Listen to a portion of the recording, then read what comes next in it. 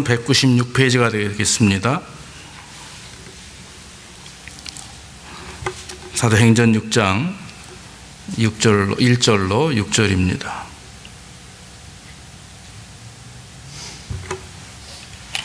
그때 제자가 더 많아졌는데 헬라파 유대인들이 자기의 과부들이 그 매일 구제에 빠짐으로 히브리파 사람을 원망한대 12사도가 모든 제자를 불러 이르되 우리가 하나님의 말씀을 제쳐놓고 공개를 일삼는 것이 마땅치 아니하니 형제들아 너희 가운데서 성령과 지혜가 충만하여 칭찬 듣는 사람 7을 택하라. 우리가 이 일을 저희에게 맡기고 우리는 기도하는 것과 말씀 전하는 것을 전무하리라 하니 온 무리가 이 말을 기뻐하여 믿음과 성령이 충만한 사람 스데반과 또 빌립과 브로고로와 니가노르와 디몬과 바메나와 유대교의 이 귀한 안디옥 사람 니골라를 택하여 사도들 앞에 세우니 사도들이 기도하고 그들에게 안수하니라. 아멘.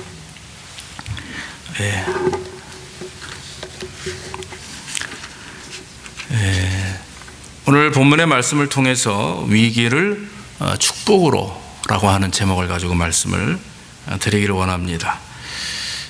아시다시피 여러분 초대교회는 부흥하는 교회였습니다.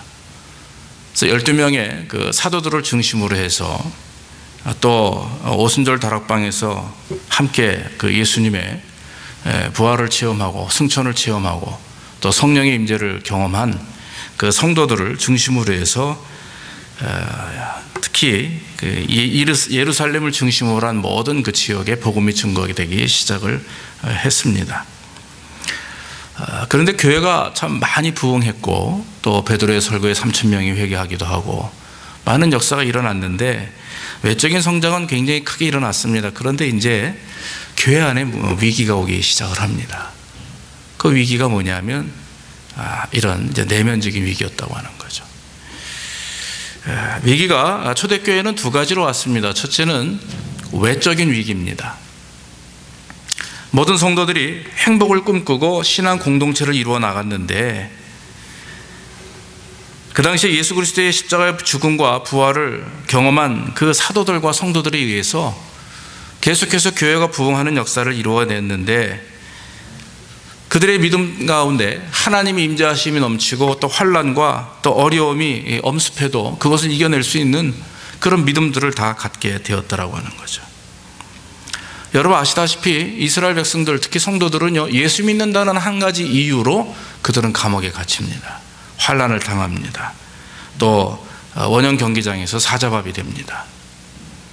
그런데 놀라는 것은 초대교회 예루살렘 교회는 오히려 부흥했다고 하는 거죠. 부흥하고 확장했습니다. 여러분 기독교는요 박해를 받으면 받을수록 부흥하게 되는 줄로 믿습니다. 이것이 우리 그 6.25 사변 이후에도 마찬가지예요. 교회가 외부로부터 박해를 받으면 받을수록 이상하게 교회는 부흥합니다. 그건 단순 하나의 그 외부적인 영향을 의미하는 거예요. 외부적인 거. 성령의 능력을 받은 사람들이 외적인 박해와 어려움을 경험하면요 모욕일에 힘을 쓰고 최선을 다하고 예배하는 거죠. 외적인 박해와 위기는 오히려 성도들을 강하게 만들어냅니다. 결속합니다. 단결력을 갖게 합니다. 초대교회는 더욱 성령의 어떤 그 은혜대로 또 성령의 띠로 하나 되는 역사를 만들어낸다라고 하는 것입니다. 그러므로 교회는요 계속해서 외부의 박해를 받으면 받을수록 부흥하는 어떤 특별한 어떤 경험들을 하게 되는 것이죠. 그런데 두 번째 위기는 이게 문제입니다. 이게 내적인 위기입니다. 내적인 위기. 외적인 핍박 속에도 잘 견디고 이겨냈던 초대교회 성도들이 이제는 내적인 위기에 직면하게 됩니다. 이상하게 서로 원망합니다. 불평합니다. 분열이 생깁니다. 기후는 무엇입니까? 오늘 성경에 보니까 이유는 구제에 대한 문제였습니다. 예루살렘 교회 안에는요 초대교회 안에는 두 가지 종류라고 하면 뭐하지만 그 성도들 가운데 두 부류의 성도들이 있었어요. 하나는 히브리파 유대인들입니다. 예루살렘에서 태어나서 거기서 먹고 살고 지금까지 성장한 분들, 다른 데를 한 번도 가보지 못한 그 그 민족들, 또 다른 헬라파 유대인들이 있는데 이 사람들은 누구냐면 예루살렘에 살다가 어떤 남편을 따라서 딴 데로 이사를 갔거나 이주했거나 이런 이민자들입니다. 밖에 나가서 유대가 아닌 예루살렘이 아닌 다른 지역에 살던 사람들. 그런데 삶이 어렵고 사는 게 어렵고 이렇게 되니까 그 사람들이 어떻게 됩니까? 다시 예루살렘으로 돌아온 고향으로. 그러니까 그 교회 안에 계속해서 히브리 안에서 살던 히브리파 유대인들이 있고 이민 생활을 하다가 다시 돌아온 헬라파 유대인들이 있다라고 하는 그건 예루살렘교의 특징입니다. 그런데 여러분 숫자적으로 아시다시피 히브리파 유대인들이 더 많았죠. 이유는 무엇입니까? 그 당시 과부들이 많았는데 이 율법적으로 여자는 일을 할 수가 없습니다. 그러다 보니까 애가 있고 뭐 가족이 있고 아무리 남편이 있고 뭐 과부야 남편들이 다 이제 돌아가신 분들이죠. 그러다 보니까 이 교회 내에서 3,000명, 5,000명이 몰려드는데 그 몰려드는 성도들의 보통 모습들이 가난하고 어려운 사람들이에요. 그러니까 교회 안에 가난한 사람들이 많이 몰려들고 숫자적인 부흥은 있었지만은 오히려 교회가 풍성하기보다는 계속해서 그들을 나눠줘야 되는 입장이에요. 그 여러분들이 사도행전 2장에도 보면 아시겠지만 예배할 때마다 성도들이 자기의 물건들을 다 내놓죠. 재산을 드리기도 하고 아나니아 삽비라 같은 사람도 있지만 바나바 같은 사람도 있고 그래서 그것을 다 이렇게 서로 나눠주는 은혜들을 경험하게 되었던 것이죠.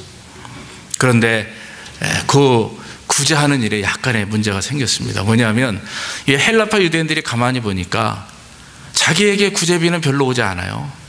그런데 히브리파 유대인들에게는 구제비가 계속 나가는 것 같은 느낌을 받는 거예요.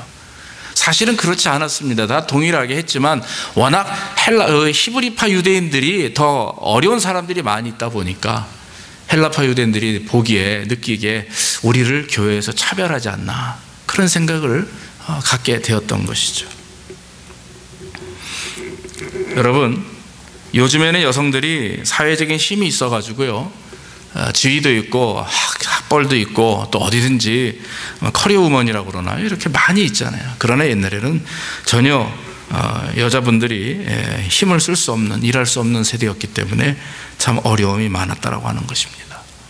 그런데 이러한 문제는요 위기는 예루살렘 교회만 있는 게 아니고 이 고린도 교회에도 그런 위기가 있었어요. 여러분 고린도전서 12장에 아시면 12장에서는 은사에 대한 말씀을 하시고 13장에 뭐라고 그럽니까? 모든 은사 중에 가장 하나님이 기뻐하는 것은 사랑이다. 믿음, 소망, 사랑 중에 사랑이 제일이다 그랬어요. 고린도 교회에서도 분열이 일어나기 시작을 했는데 고린도 교회는 은사와 능력을 가지고 받은 은사를 가지고 분열이 일어나는 내게 진짜다. 내게 진짜다. 또 바울파, 게바파, 그다음에 그리스도파, 파가 막 나눠졌어요. 아볼로파 해가지고 4개, 5개 분리가 됩니다. 성도들 안에도 누구를 쫓느냐, 왜 은사 위주의 신앙생활 하다 보니까 그게 문제거든요. 하나님의 말씀 안에서 신앙생활이 이루어져야 되는데 하나님의 말씀이 중요한 게 아니라 받은 은사가 중요하다 보니까 그걸 붙들고 신앙생활하다 보니까 이걸 인정하느냐 인정하지 않느냐 이래가지고 교회 내에 4개, 5개 파가 막 갈리기 시작을 하는 겁니다. 정말 안타까운 일이죠. 오늘날 우리들의 교회도 마찬가지입니다. 그러니까 바울이 뭐라고 얘기합니까? 많은 각종 은사가 있지만 가장 귀중한 은사가 뭐예요? love, 사랑이라는 얘기죠. 믿습니까? 하나님의 말씀이 사랑이기 때문에 그 하나님의 말씀은 예수 그리스도이기 때문에 그 예수 그리스도는 십자가이기 때문에 그 십자가만을 바라보고 가는 성도들에게 필요한 것은 사랑밖에 없는 거예요. 사랑밖에. 사랑이면 답니다. 사랑이 전부거든요. 사랑하는 성도 여러분, 오늘날 우리들이 경험하는 교회 위기뿐만 아니라 2000년, 3000년 전에도 교회에는 위기가 있었어요. 그런데 그 교회 위기의 문제는 뭐냐면 분쟁이라고 하는 것입니다. 그리스도가 문제가 아니에요. 하나님의 문제가 아니라 우리들이 문제라고 하는 거죠. 사람이 문제입니다. 성경은 뭐라고 얘기합니까? 에베소서 4장 3절에 평안에 매는 줄로 성령이 하나 되게 하신 것을 너희가 힘써 지키라고 그랬습니다. 교회는 끊임없는 분쟁 속에 살아갑니다. 그런데 여러분 위기를 경험하게 될 때 오늘 성경 말씀 보니까 초대교회 성도들이 위기를 경험하게 될 때 거기에 중요한 사건이 있었어요. 그게 뭡니까? 사도들이 먼저 하나님 앞에 기도하는 가운데 옳고 그름을 구별하고 네가 나쁘고 내가 이게 아니라 먼저 바로 세우는 일들을 시작하게 됩니다. 그래서 오늘 사도들이 그 교회 위기를 축복으로 전환시키는, 지도자들이 교회 위기를 축복으로 전환시키는 은혜를 우리가 생각하면서 저와 또 여러분들과 개인과 가정과 우리 교회와 또 나라가 정말 하나님 앞에 온전한 위기를 이겨내는 귀한 역사가 있기를 간절히 원합니다. 오늘 성경 말씀 보니까 사도들이 그 위기를 경험할 때, 교회 문제를 경험할 때 처음 했던 일이 뭐냐면 긍정적으로 대처하는 거예요. 긍정적으로. 네. 여러분, 위기를 만날 때 나타나는 사람들의 두 가지 태도가 있습니다. 첫 번째 태도는 긍정적인 태도고, 두 번째 태도는 부정적인 태도예요. 긍정적인 태도는 어떻게 하면 이거를 이겨나갈까라고 서로 연합하고 모이는 쪽이고, 부정적인 태도는 뒤에서 욕하고 빠지는 거거든요. 그러니까 교회 위기를 경험할 때, 문제를 경험할 때 우리가 어떻게 하느냐가 굉장히 중요합니다. 산을 타는 산악인들이죠. 산악인들의 얘기를 가만히 들어보면요, 여러분 산을 타다가 길을 잃어버렸을 때 길을 찾는 방법이 뭐예요? 만약에 나침반도 없고 아무것도 없어요. 심지어 작대기도 하나 없다면 어떻게 하겠어요? 네, 깜깜합니다. 네, 춥습니다. 정말 산에서 헤매다가 죽을 수밖에 없어요. 그런데 그 산악인들이 하는 얘기가 있습니다. 어디로 가야 돼요? 어디로 가야 돼요? 꼭대기로. 길을 쓰고 꼭대기로 올라가야 돼요. 높은 곳으로. 무조건 앞을 보고 꼭대기를 향해서 올라가서, 꼭대기 올라가면 정상에도 좋고 산 중턱에 높은 자리에 바위 위에도 좋고 올라가서 보면 보인다는 거예요. 동서남북이. 그렇죠? 그리고 길을 찾을 수가 있다라고 하는 거죠. 안에서 저는 잊어버리지 않아요. 예전에 제가 군에 있을 때 그 소대장 생활을 했었는데, 그 대대 무슨 특별 전투 훈련을 하는 중에 시합이 있어요. 어느 고지에 동시에 누가 제일 먼저 올라가는데, 제가 나침반을 잠깐 잘못 봤어요. 방향을 조금 틀었는데 그냥 갔어야 되는 거를 조금 틀어서 갔어요. 그랬더니 아시죠? 처음에는 이렇게 다른 게 나중에 어떻게 돼요? 갈수록 멀잖아요. 남들보다 제가 20분을 늦게 도착했어요. 저희 소대원들이. 그래가지고는 그 다음날 오전 내내 군장 10km 메고 뺑뺑이 돈다고 그러죠. 사병들하고 같이 대대장 앞에서 연병장에서 뺑뺑이를 돌았어요. 죽을 일이죠. 창피한 일이죠. 이건 지휘자로서 감당할 수 없는 부끄러움이지만 그 이후로 다시는 그런 실수를 안 하게 됐죠. 높은 데로 올라가야 됩니다. 길을 잃어버리면 그곳에서 어떻게 하느냐가 중요한 게 아니에요.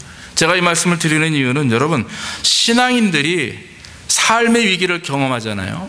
신앙의 위기를 경험하고 교회 안에서 위기를 경험하게 되면 우리가, 여러분, 어떻게 해야 돼요? 높은 데로 가야 됩니다. 그 높은 데가 어디입니까? 성경은 시편에서는 성산에 올라간다 그랬어요. 시온산에 올라갑니다. 거기가 어디입니까? 교회예요. 하나님이 임재하시는 거 믿습니까? 하나님이 임재하시는 것.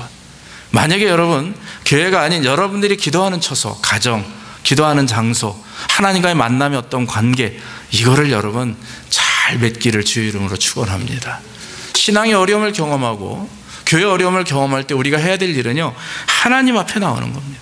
하나님 앞에 나와서 기도하고 하나님 향하여 나오는 거죠. 시편 50편 15절에 뭐라고 말합니까? 환난 날에 나를 부르라. 내가 너를 건지리니 내가 나를 영화롭게 하리라. 환난 날에 하나님을 부르시기를 주의 이름으로 축원합니다. 기도할 때 우리는 먼저 하나님이 나를 사랑하고 계심을 믿어야 돼요. 기도할 때 하나님의 계획하심 속에 이 모든 일들이 이루어지고 있다, 우리는 믿으셔야 됩니다. 하나님께서 그렇게 하시는 이유가 있어요. 위기를 주시는 이유가 있고, 시험에 들게 하는 이유도 있고, 나약하게 하는 이유도 있고, 낙심하게 하는 이유도 있죠.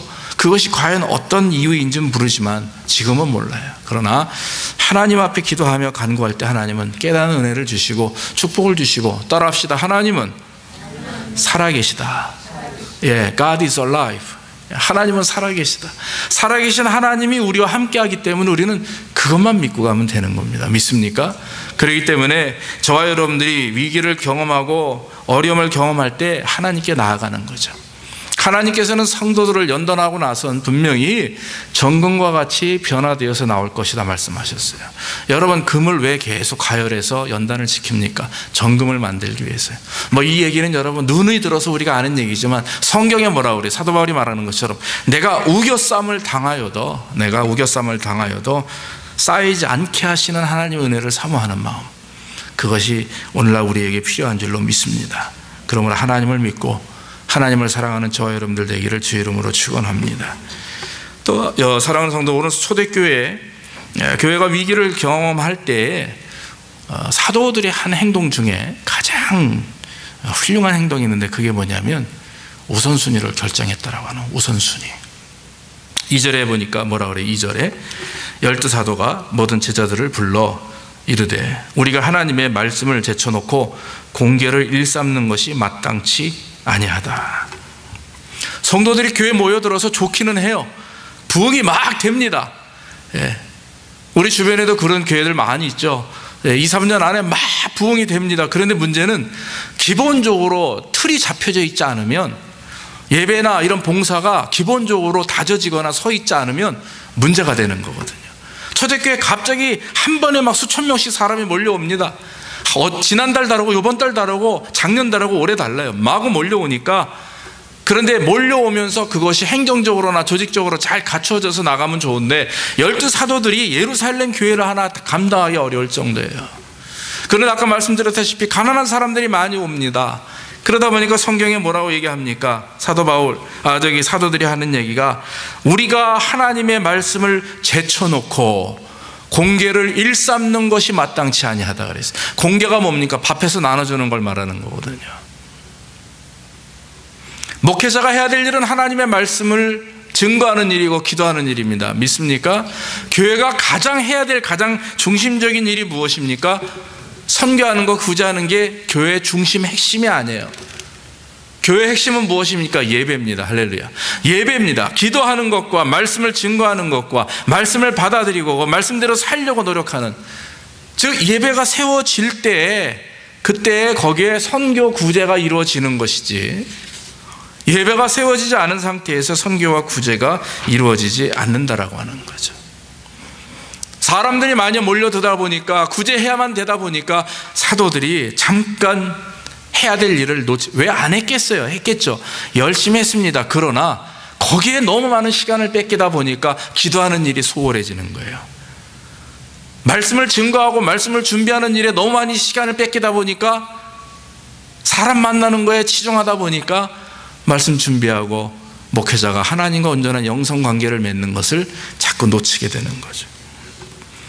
대단한 거예요, 여러분. 오늘날 미안하지만 오늘날 우리 모든 한국교회 목회자들이, 저를 포함한, 저도 당연히 거기에 포함되죠. 이 부분만 제대로 세워나간다면 교회는 위기에서 벗어날 줄로 저는 확신합니다. 확신합니다. 또 조금 이따 여러분들에 대한 말씀도 할 거예요. 그래서 지금 이제 목회자에 대한, 사도들에 대한 얘기. 정말 기도하는 일과 말씀 전하는 일에 전무하리라. 오늘날 우리 교회가, 우리 직분자들이, 우리 하나님의 백성들이 가장 중요한 것은요, 기도하는 일과 말씀 증거하는 일이에요. 교회 위기에 경험했을 때 우리가 해야 될 일이 무엇입니까? 기도하는 일입니다. 사람의 힘으로 안 돼요. 그런데 하나님의 힘으로는 가능합니다. 사람의 힘으로 안 되는데 하나님이 감동을 주시면 가능합니다. 사랑하는 성도 여러분, 하나님의 역사가 우리 안에 넘치기를 주의 이름으로 축원합니다. 정말 사도들이 해야 될 일은, 성도들이 해야 될 일은 기도하는 일이었습니다. 말씀을 증거하는 일이었습니다. 공계는 무엇입니까? 공계는 가난한 자들에게 음식을 나누어 만들어 제공하는 것을 공계라고 합니다. 교회는요, 할 일이 참 많아요. 구제, 선교, 교육, 행정 다 교회에서 할 일입니다. 그런데 이렇게 많은 일들 중에 교회가 해야 될 가장 큰 일은 예배입니다. 예배. 기도하는 일, 말씀 전하는 일. 교회에 대한 위기와 실망을 느끼는 이유들이 과연 뭘까요? 이유는 무엇입니까? 온전한 예배가 이루어지지 않기 때문이죠. 예배 중심이 하나님이 돼야 되는데 예배 중심이 누가 돼요?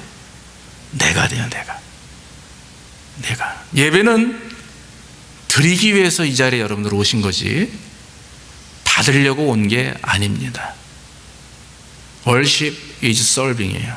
To God. 할렐루야.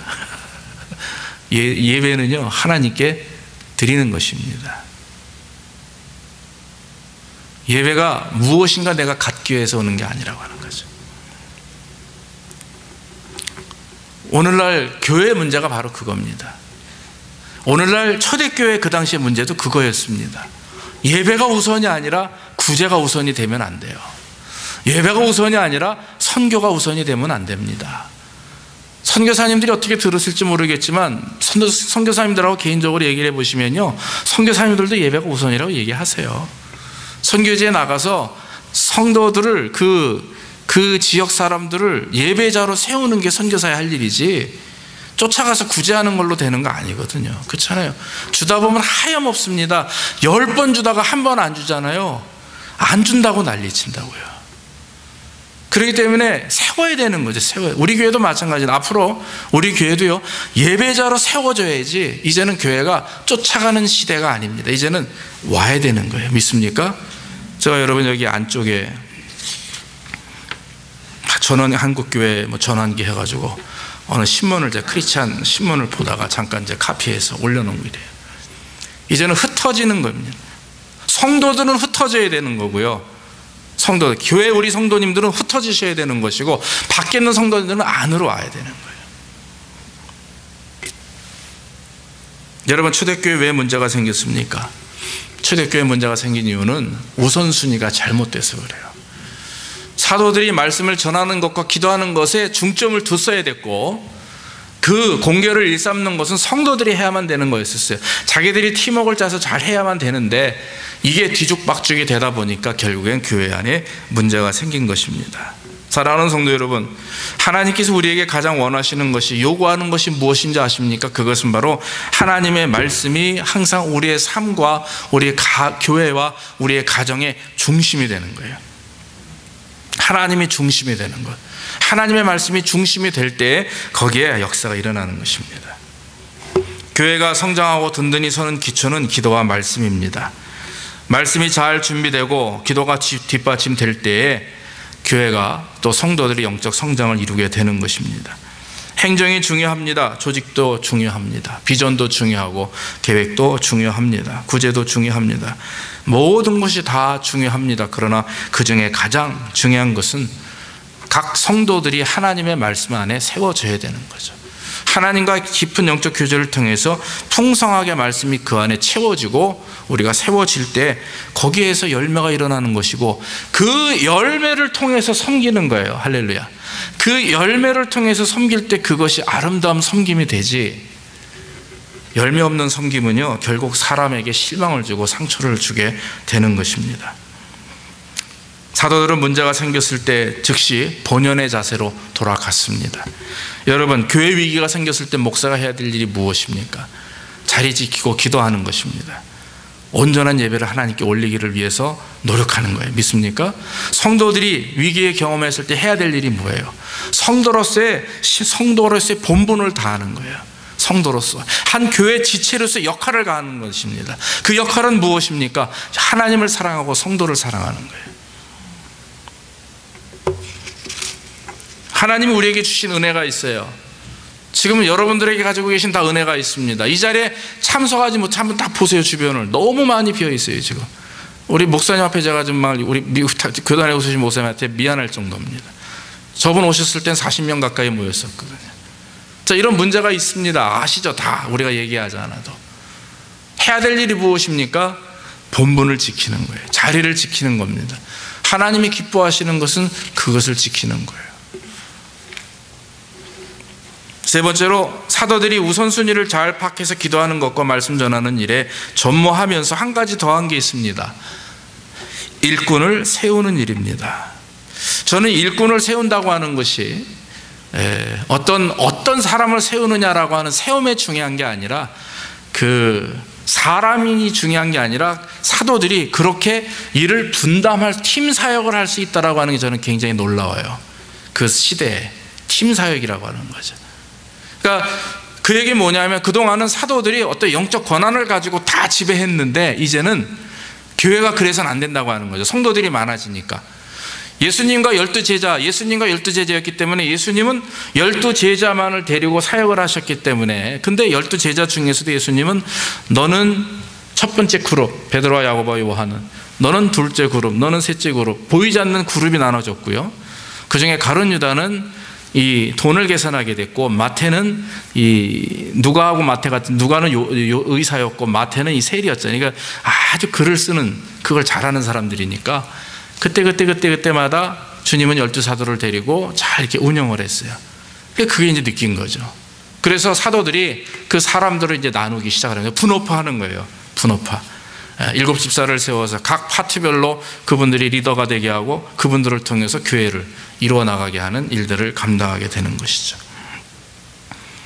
여러분, 교회가 어려운 일을 만날 때, 또 새로운 변화를 직면할 때 그 모든 문제를 어떻게 해결합니까? 일꾼들을 통해서 해결하는 것입니다.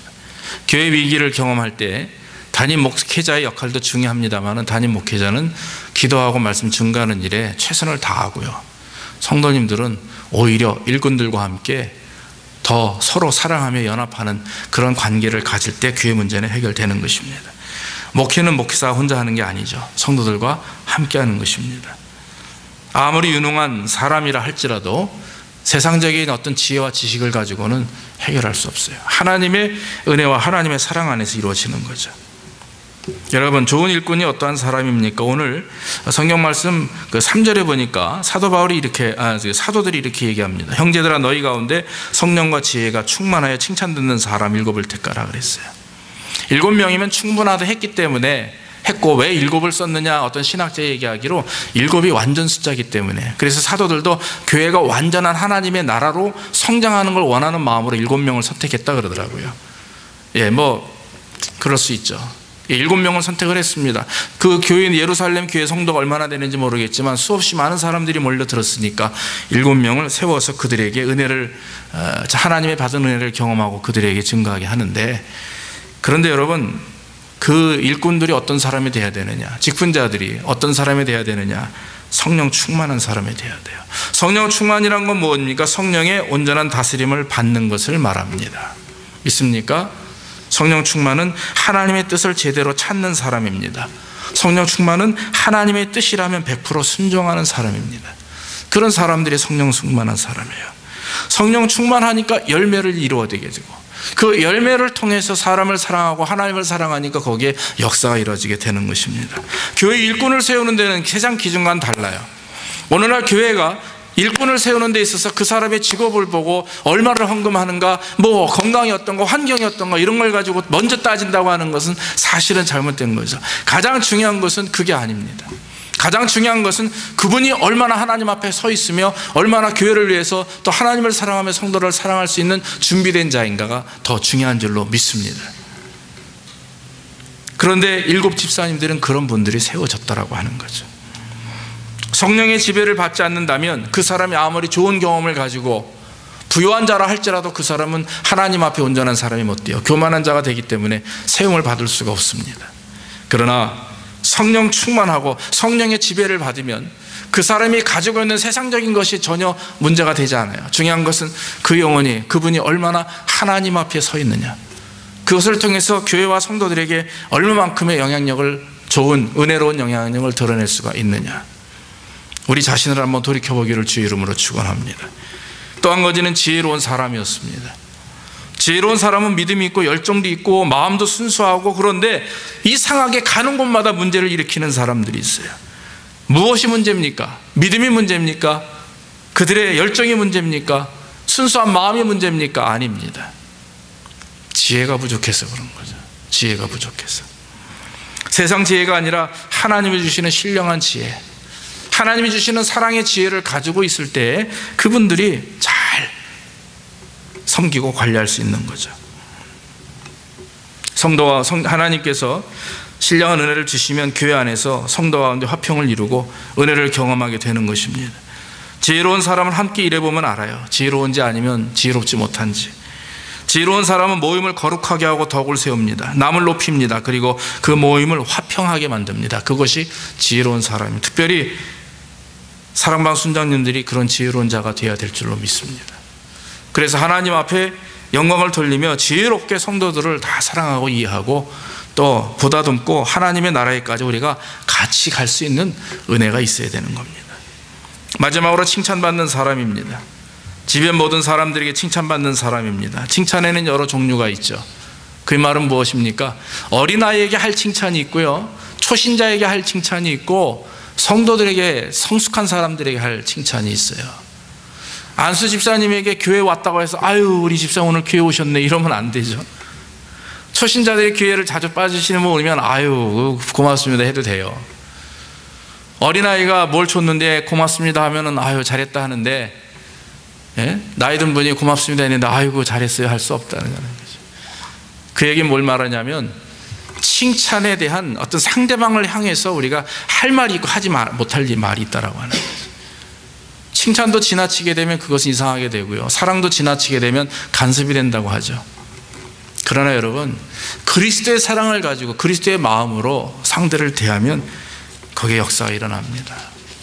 여러분, 우리는 정말 저 자신도 김성애라고 하는 사람이 하나님과 사람 앞에 칭찬을 받는 사람인가, 돌이켜보면 그런 줄 알았는데 그러지 않더라고요.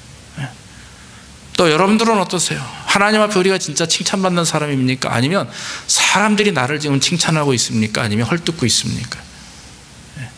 우리가 욕을 먹는 이유, 제 자신 욕을 먹는 이유는 저는 그렇습니다.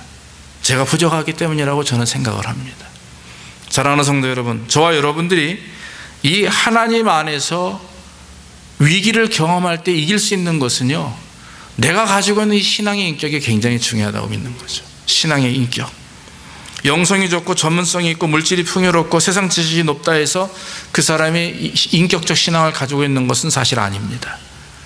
하나님과 깊은 영적 관계를 가지고 스스로 날마다 무릎을 치며 나는 부족합니다, 나는 죄인입니다, 나는 교만합니다, 이렇게 하나님께 날마다 나아가는 자가 오히려 온전한 신앙의 인격을 가지고 있는 사람들이지, 가지고 있는 어떤 직분이라든지 교회 안에서의 어떤 역할 때문에 그 사람을 평가한다고 하는 것은 잘못된 것입니다. 하나님은 절대로 사람을 외모로 평가하시지 않습니다. 사랑하는 성도 여러분, 교회 안에 일거리 늘어나고 또 교회 안에 숫자가 늘어날 때마다 해야 될 일은 제자리를 지키는 겁니다. 믿습니까? 교회가 위기를 경험하든 반면에 부흥을 경험하든 중요한 것은 여러분들이 있을 곳에 있는 것입니다. 한국 교회를 경험할 때 어떤 장로님이 한 분 계셨어요. 그런데 이 장로님은 성함이 신장로님이신데, 그분은 다른 교육자들이 신작로, 그분만 가면 없던 길이 생긴다는 거예요. 그 얘기는 뭐냐면 월권, 교회 안에서 다 자기 손이, 다 자기가 해야 되는 겁니다. 안 되면 서로 싸웁니다. 장로님들끼리 막 싸웁니다. 친교부 하던 분이 예배부에 가서 간섭하고, 그러다 보니까 교회 안에 문제가 되었어요. 그 담임 목사님이 딱 세워놓으시고 하는 얘기가 장로님 제자리를 지키십시오. 대예배 때 앞에 세워놓고서 공개적으로 야단을 치셨는데 모든 사람들이 시험 들 줄 알았어요, 그분이. 그런데 시험에 들지 않고 돌아서서 인사를 한번 꾸벅 하시더니 그 다음 주부터는 바뀌시더라고요. 사랑하는 성도 여러분, 옛날에 길선주 목사님이 이렇게 목회를 하시던 때 여러분 잘 아시는 우리 그 장로님, 갑자기 생각이 안 나네요. 그 예전에 그 길손주 목사님이셨을 때 그 장로님, 안경 끼시고 독립우던 하시던, 그 장로님이 늦게 왔어요. 20분을 늦게. 그랬더니 설교 중에 거기 서십시오, 앉지 마십시오, 당신은 오늘 예배에 늦게 참석한 사람입니다. 그리고 야단을 쳤는데 시험 들 줄 알았죠. 장로 예배 끝나고 오셔가지고 마이크를 붙들고 통곡을 하면서 회개합니다, 나는 죄인입니다, 그랬다는 거예요. 직분을 받으면 받을수록 말이죠, 우리는 그런 겸손한 자가 돼야 될 줄로 믿습니다. 어깨 힘주고 행세하는 게 아니라. 그러므로 여러분, 제자리를 지키는 게 얼마나 우리에게 있어서 중요한지 몰라요. 제자리를 지키는 것. 특히 어려움을 경험할 때마다, 반면에 부흥을 경험할 때마다 우리는 자리를 잘 지키고 내가 해야 될 일을 충분히 하는 그런 성도들이 돼야 될 줄로 믿습니다. 사랑하는 성도 여러분, 교회에 찾아오는 내면적인 문제가 있습니다.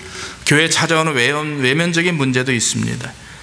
초대교회는 지금까지 계속 초대교회 이후로 우리 교회들은 많은 문제를 가지고 있어요. 왜? 사람들이 모이니까.